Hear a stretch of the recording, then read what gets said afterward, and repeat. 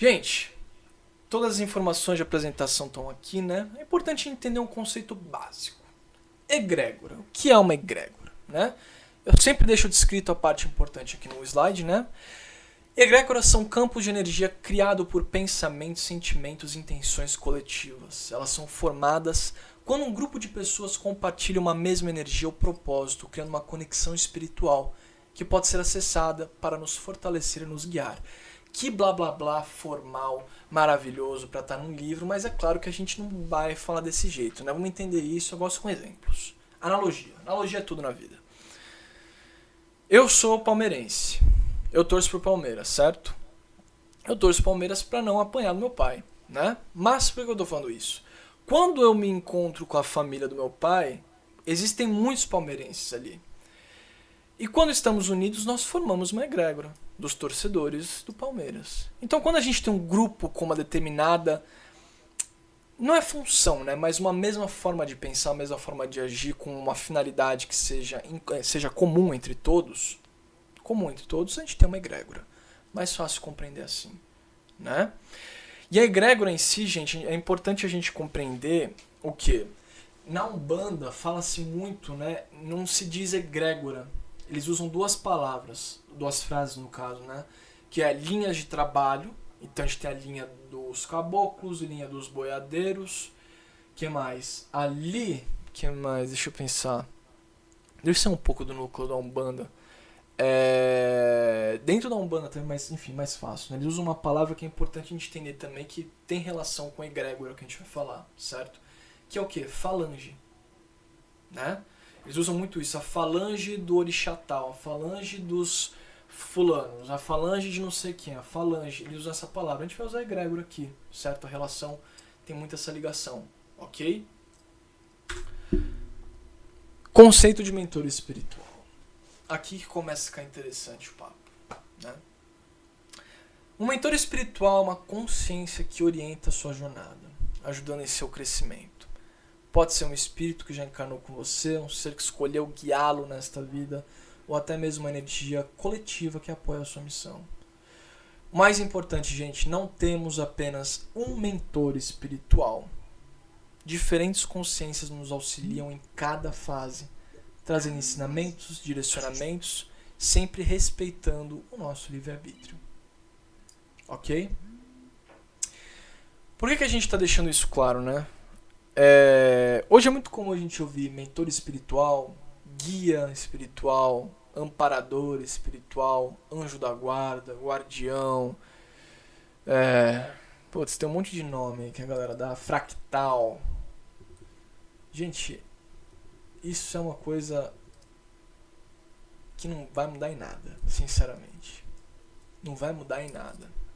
Você pode ter encarnado e você tem um cara, uma mulher, um homem que está ali do seu lado e vai ficar até você morrer.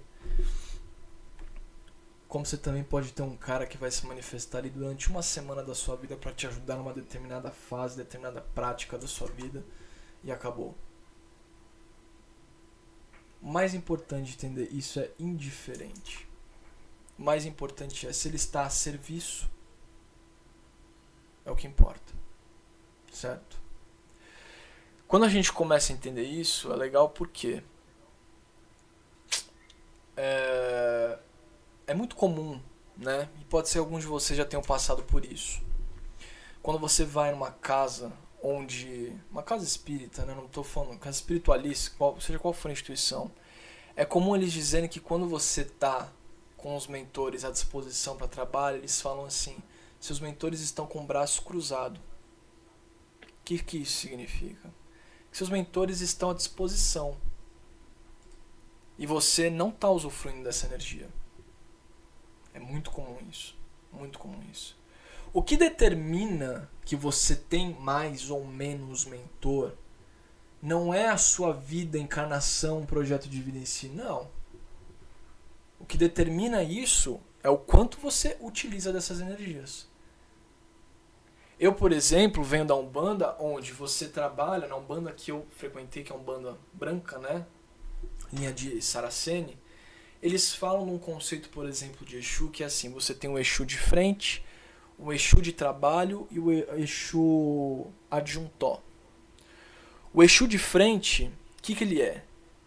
O Exu de frente ele é como se fosse uma energia que responde pela sua coroa.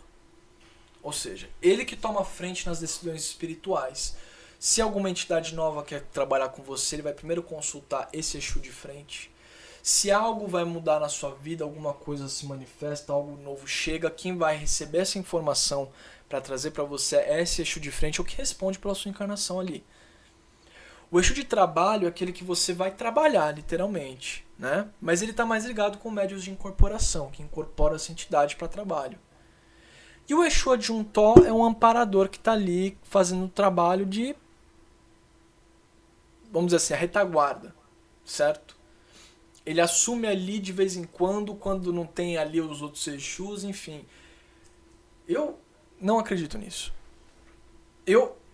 Quando eu trabalhei na Umbanda, eu trabalho com alguns Exus, mas quando eu trabalhei na Umbanda, eu trabalhei com Exus a partir desse conceito, né?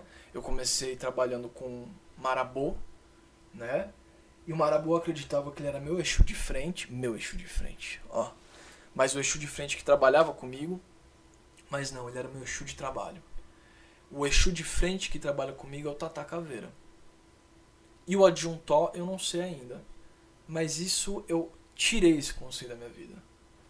Porque eu olhava muitas vezes e falava, poxa, a gente estuda muito essas falanges, a gente vê uma ligação, por exemplo, os povos egípcios, eles influenciam diretamente ali nos Exus.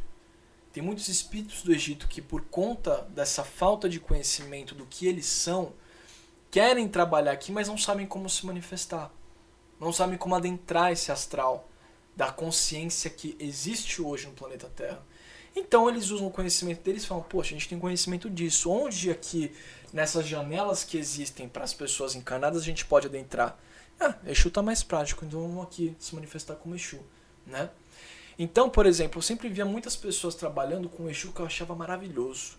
Exu do lodo. O que é o Exu do lodo, para quem não conhece, né? É um Exu que trabalha literalmente, é o cara que bota a mão na sujeira. Como já diz o nome, lodo, ele bota a mão na sujeira, ali na lama energética. Entendeu? E eu sempre falei, poxa, eu tô atendendo uma pessoa que ela tá passando por um processo assim, que a energia tá péssima. E eu sei que o Exu do lodo pode me ajudar. Só que eu não posso chamar, porque eu não trabalho com ele. A nível de... Vamos compreender, vamos olhar para isso a nível de evolução. Tudo está a serviço. Esse tipo de pensamento que é implementado por muitos pais de santo condiz com o que de fato é evolução? Gente, eu volto a falar, os mentores, espíritos de luz, é só uma coisa que importa para esses caras. Uma coisa que importa para esses caras que é o que? Evolução. Se tem uma janela para eu entrar ali, para poder trabalhar, produzir, desempenhar, botar o meu talento para um ser encarnado ali, eu vou. Esses caras torcem pra gente abrir uma janelinha ali só para eles poderem trazer esse trabalho. Muitas vezes você tá ali, você já trabalha numa casa espírita, você realiza o reiki, e você sente ali de chamar uma energia, cara, vamos pegar aqui do Mestre Oriente, Mestre Ascensionado Saint Germain. Você nem tem tanto conhecimento, mas você sabe que ele existe e que ele veio ali na tua intuição. Entende? E aí na hora simplesmente você fala, poxa, eu vou trazer essa energia aqui. Você pensa e canaliza. Às vezes você pensa que é só energia de Saint Germain, vem uns 15, 20, 30 espíritos atrás dessa falange, dessa linha, dessa egrégora ali, cara, vamos, bum. Entende? Claro que não é uma questão de permissão, eles sempre entram. Se eles podem entrar, não é você que vai determinar, mas também você que vai abrir a porta para eles. Certo? Então, gente, eu quero que vocês retirem aqui, sabe, abre a mala de vocês, a mochila de vocês de sabedoria, entendimento, conhecimento, que eu sei que cada um de vocês tem. Pega, assim, conceitos de mediunidade, de coroa, de hierarquia. Pega tudo isso e deixa de lado um pouco. Eu tenho certeza que muitos de vocês estão escutando isso que eu tô falando, a gente entendendo esses conceitos aqui que a gente vê que são diferentes do que a gente aprende muitas vezes, já está até um pouco mais fácil, né, de olhar para a espiritualidade. A gente está só começando. A gente está só começando.